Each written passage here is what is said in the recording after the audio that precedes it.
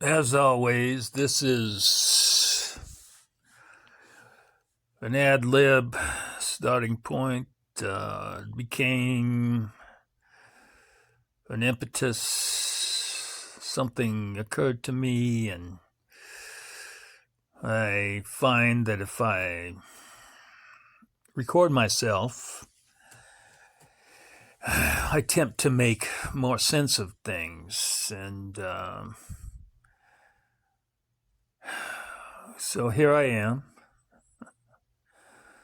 attempting to explain, attempting to not rationalize, definitely not rationalize, although that may be what the end product is. Attempting to understand why, having been a teacher for, well, since I was so long time, long, many decades, different countries too. And hanging out with mostly, and I hesitate to use this appellation, Democrat. I think, like myself, that most people in education find themselves in a situation where they just accept the label, don't fight it, don't make a fuss, or they somehow adopt some Democrat agenda, whatever that is. It doesn't seem to make sense right now. So anyway, all those people, growing up. We're always growing up. Hey, you out there. Hey, you out there on the lawn. You're still growing. Now, clearly you get to a point where some kind of fatal disease sets in and you grow backwards. Growing backwards is not a big, that's not something we all want to do. But it may simplify life. You don't have to continue to fight to make sense of everything. You grow backwards. It's like, oh, well, fuck you. And fuck you too. And fuck you. And I want my Cheerios now. I want low-fat milk and Cheerios. Honey nut.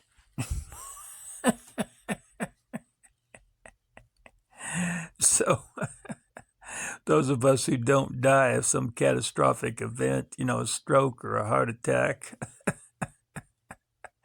guess what we get to look forward to? Where are my Honey Nut Cheerios? I wanted some Honey Nut Cheerios. Oh, it's Cocoa Puffs. I want Cocoa Puffs. I like milk. I like milk on my Cocoa. The Cocoa Puffs are dry. Why is there Cocoa Puffs under my pillow?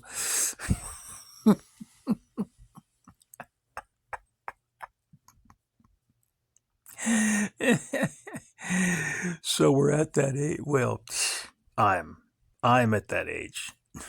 Now, I shouldn't be at that age. I mean, of course, that age is relatively unfixed. I mean, all kinds of bad shit can happen. I mean, I had cancer at 27, and they told me I was going to live 5 years. Well, here I am 36 years later, so fuck you. 5 years? Well, fuck you. Oh, I hope you fucking die, you miserable fucks who told me I was going to die within 5 years. Yeah, I hope you fucking had horrible lives. I hope there was a lot of pain.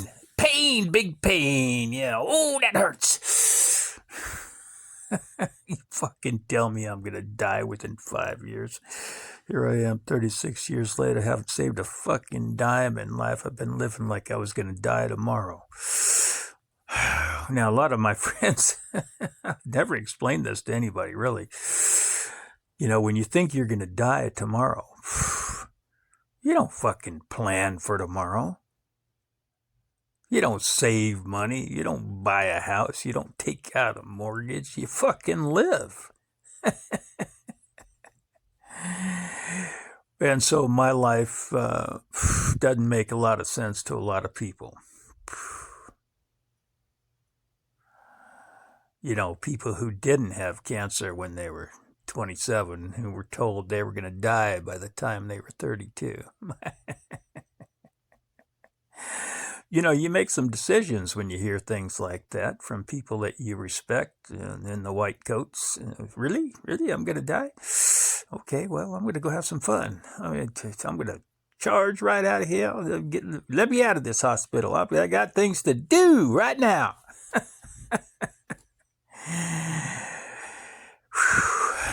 So I did it.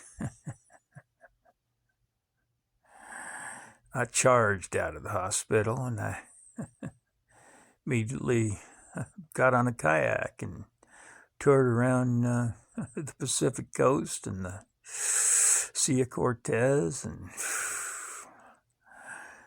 I moved to Japan, and I moved to San Jose, Costa Rica, Antigua, Guatemala, Mexico City, Mexico, living with families. And I spent 4 years in South Korea, trying to live out, the final days of my 5 years, which were supposed to be between the ages of 27 and 32. And most of those days were lived out with some amazing people. Oh my God. I think if you're going to get a death sentence, I mean, if you have I don't want to call it great misfortune, great God Almighty, good fortune, the enabling misfortune to abandon all hope, abandon all norms of civilized society. Well, you take out the 6.7% loan, you have 2.5 kids and a car and a half, and you pay $4 a gallon for gas, and you have pizza on Thursday nights. No mushrooms. Well, even though I had kind of a strange childhood, which is a whole different topic, and I could have slipped right into, very humdrum existence as an adult and done all that, and I've watched so many friends. Now, I don't want to make this sound too bad. It's not bad. I mean, it's a choice. You get clearly, you can't have the whole package. The whole package being married with family and not being married with family. Traveling for a living. And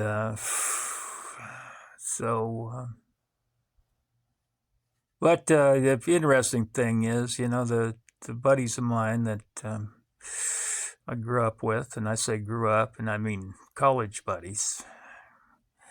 That's where we really grew up.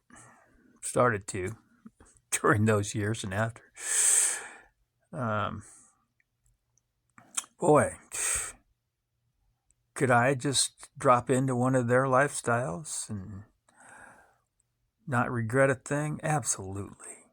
Oh my God, I admire some of my friends so much. I'll mention one, Dave Wells. We were best friends. We came up through the fraternity together. We lived together. And he's just had a great life, great kids, and so on. So had I lived his life instead of mine, would that have been okay? Oh, fuck yes. But and so here on the other hand, the great thing about all this is that you have this diversity of friends, and they go different they choose different paths, they do different things, and then you all get to share. And somehow in the sharing there is a living.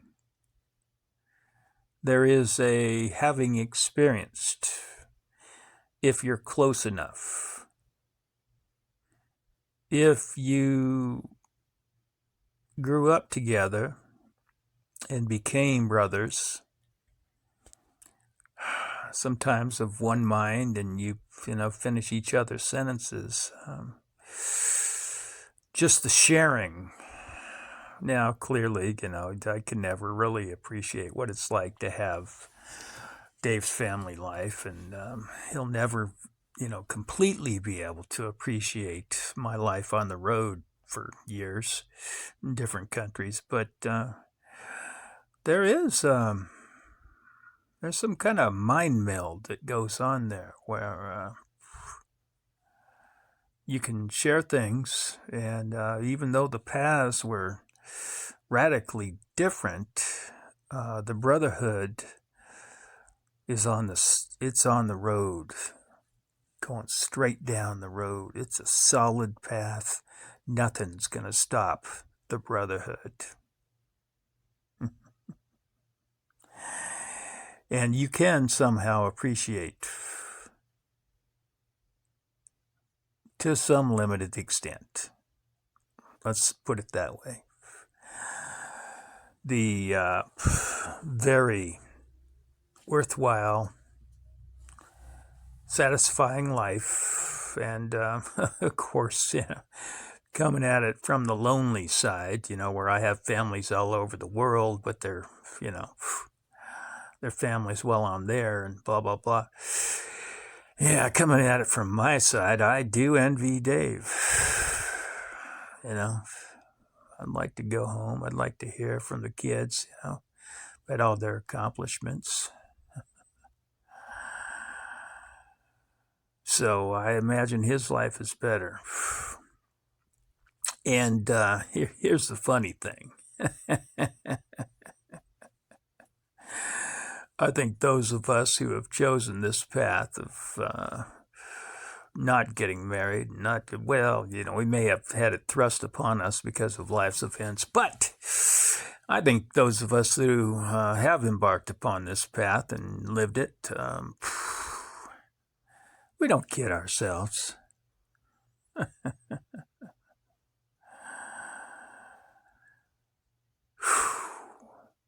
Yeah.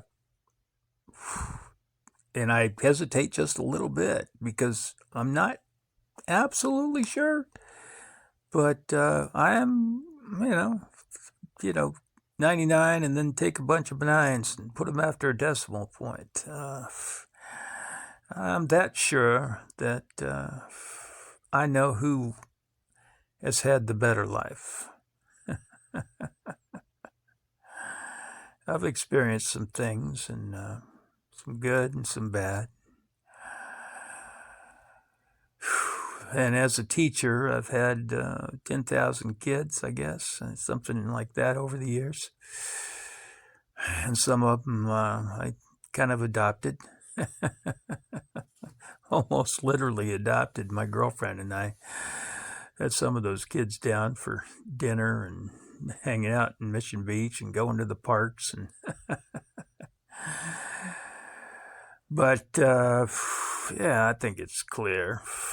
I think any sensible person would say, yeah, well, you traveled the world, and you did this, and you did that, and blah, blah, blah, blah. Yeah, but you're full of shit. Your life doesn't compare to the family man. So that's okay. It's okay. I did the best I could. I came from where I came from, and had what I had to offer to a prospective spouse. I hate that word. That's a shitty word. It sounds like mouse. So, but it's prospective partner, and then if you go to partner, and then suddenly you're gay. I'm not gay. I mean, that's okay. I mean, I'm not gay. I don't like dick. But I don't really like pussy either. It's kind of scary when you look down in there. So, that's what happens after you get your prostate taken out. You want companionship, but you don't want anybody rubbing their pink parts on you. No, move that. Get it away from me now.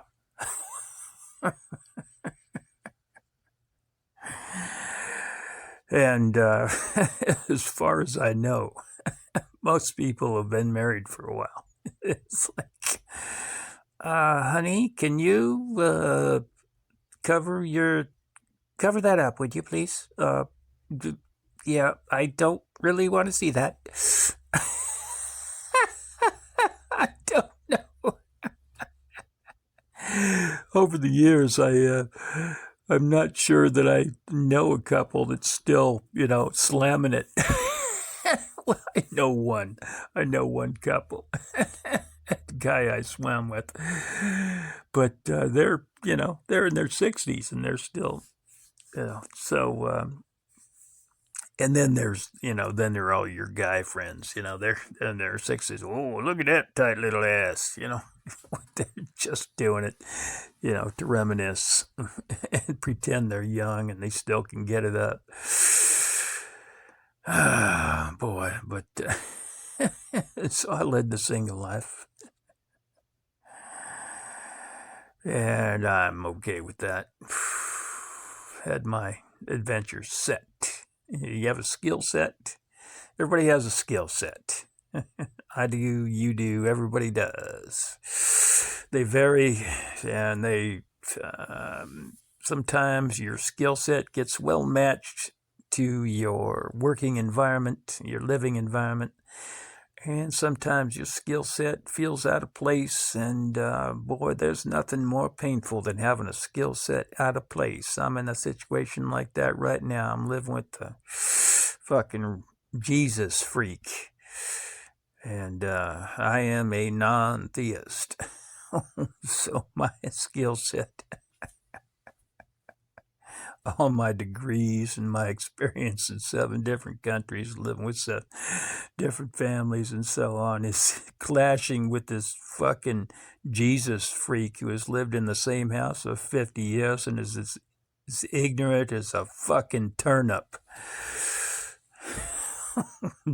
Motherfucker. So, you run across these challenges now and then. And you can't help but laugh as long as you're not fully oppressed. And I'm not. I mean, I always have the ability to walk, run, whatever.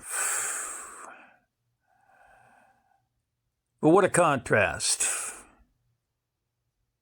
between people who go out into the world and people who don't. And then there's the collision of commonality.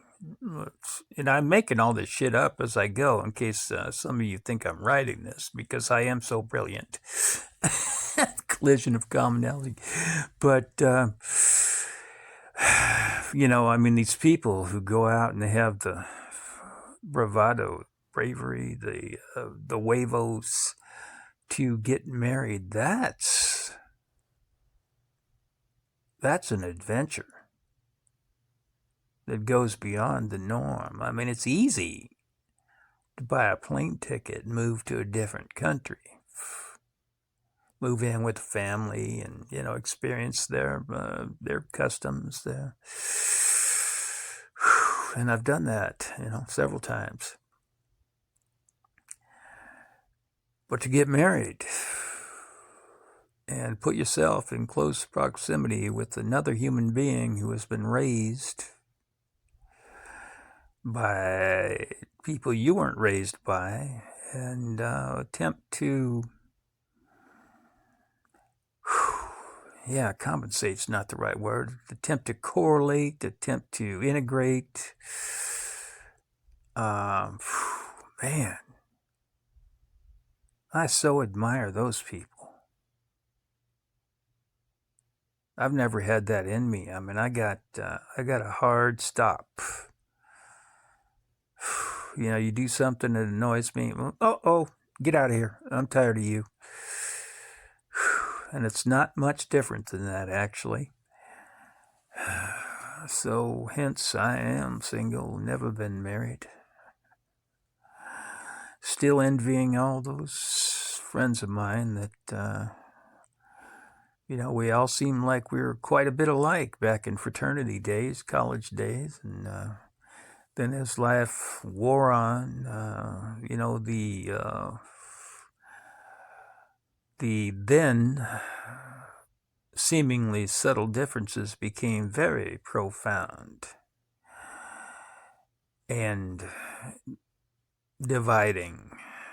So you are that, and he is that. So now that doesn't mean I'm a bad person. Doesn't mean just because you get married and have kids, you're a good person. Different paths, different ways of approaching all things. And of course, you know, there is no escape from envy. Envy is the interminable, the bottomless pit of desire, you know. Gosh, if I only would have done that. If I would have done this, I would have done, yeah. Oh, I should have known.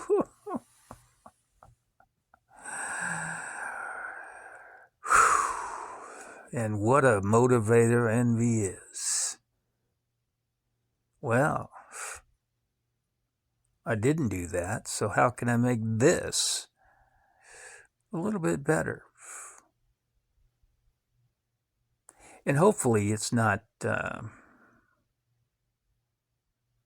as opposed to what the family life seems to be about.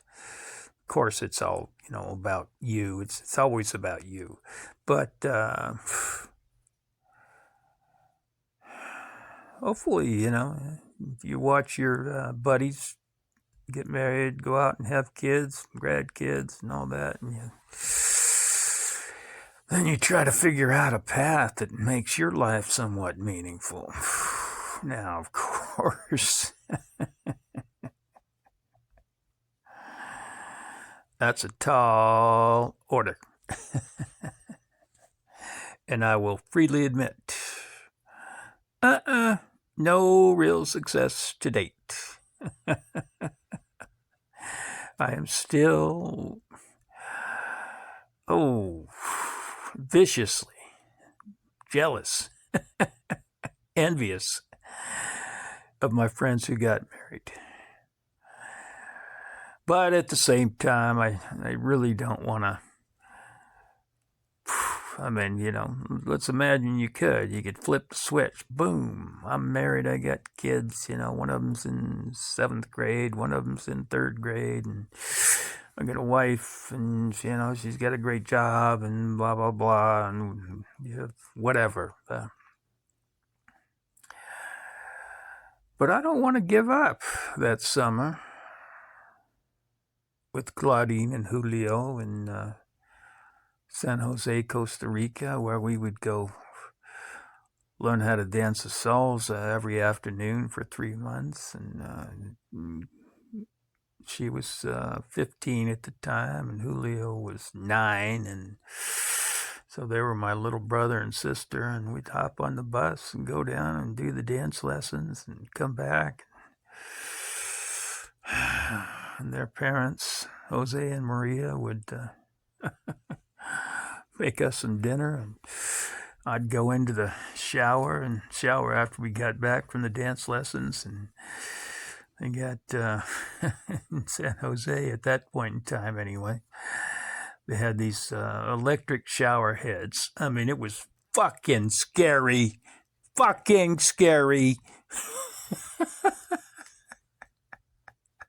You had to plug this motherfucker into the wall, and then you'd turn on the tap, and the water would flow through this thing that was glowing red. Oh, fuck.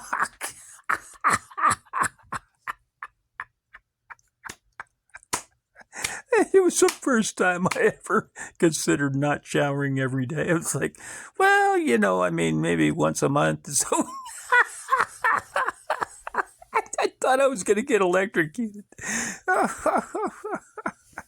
So they were used to it, so they made me feel pretty good about it. But it was scary. So would I give that up? Fuck no. Would I give up my time in Mexico City with Marcos and the senorita? I can't even remember their names. And Lupe. Lupe was Marcos' sister. We lived with Lupe and Marcos and Mama San. That's an Asian term. So anyway, whatever. El Mama.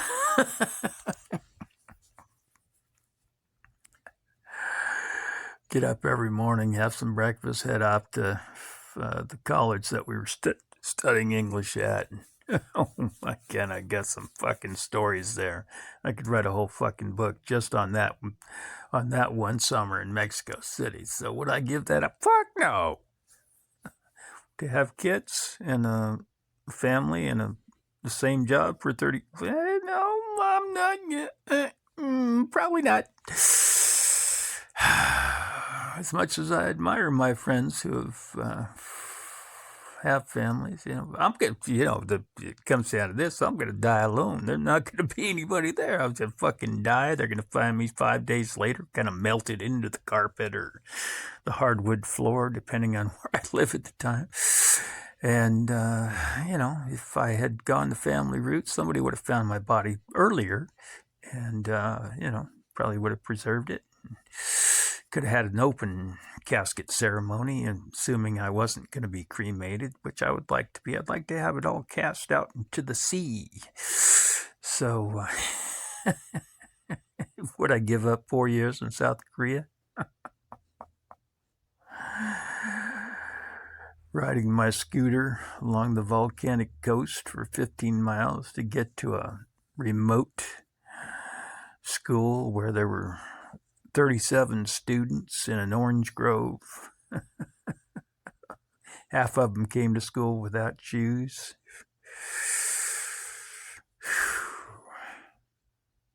Then I'd ride home along the coast. I'd go to, I forget the name of the place, but there was a pool that Japanese took this cove during World War II, and they built a wall along the outside of the cove from one side to the other, and it was more of a bridge, so there was a passageway underneath so the tide could come in and out, but it created a pool, an inner pool. And so my last year, my second to last year in South Korea, I was living there on this island off the south coast, and that was our pool. Some nights there were 20 nude, skinny dipping English teachers. And I'm in my what am I in? I'm in my 40s, and I'm in the water with 10 naked 20-something-year-old women. And another dozen nude 20-something-year-old men. I mean, it was, would I trade that in for, Little League and a couple of pieces of licorice and a snow cone? I don't know.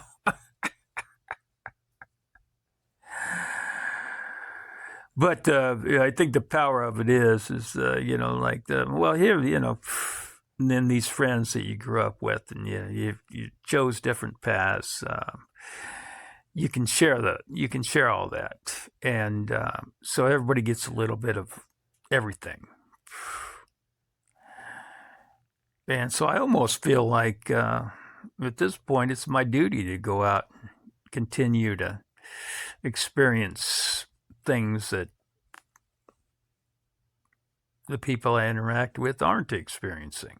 So we can, share the books. So lots more stories, and that's just a small sampling. And I understand that I am a small person in a very big world, and there are people who have, multiples of my experience. And, but that's, that's what I did. It was okay. I came from nowhere, and I did that. Came from a welfare family where we ate macaroni and cheese 6 nights a week. And America is such an amazing country that even someone who grew up as poor as I did can work a little bit and have perhaps, I don't know how you rate these things, but and of course, no one could rate them because of the ignorance factor. You just can't know. But that's not a bad rise. That's, going from macaroni and cheese 6 nights a week. And, we can't afford to do anything to traveling the world and living in 7 different countries with several different families and teaching languages. And that's what America is to me. Now, I don't know if things would have been different had I been brought up in one of my native countries. So I'm a little German, just a little German. And I'm mostly English and Scottish, so about half English, half Scottish, according to the DNA stuff, so, yeah, who knows, man? I'm pretty happy, though, the way life worked out for me. How about you? When you reminisce about the things that you have done and you consider, put it all in context. Where did you start? What seemed to be the possibilities at the starting point versus what is it that you finally experienced?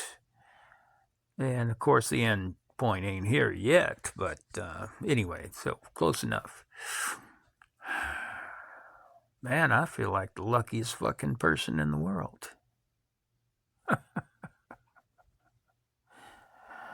I grew up a poor black child, beaten with very instruments every day. And I escaped from all that. I'm not black. That's an old George Carlin, Franklin and Jai. I forget. No, Franklin Jai is black. I forget who said that. But yeah, I was born a poor black child.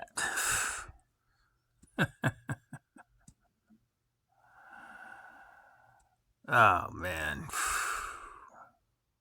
America, United States of America. Thank God. Thank God, thank God, thank God Almighty, says the atheist, the non-theist.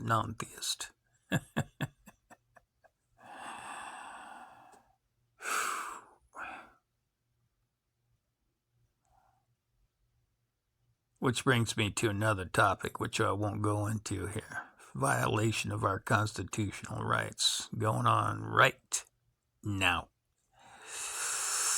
Not going to go into it. We're going to just continue to celebrate the amazing excellence that America is and the gift that the founders gave us. That's all. Signing off.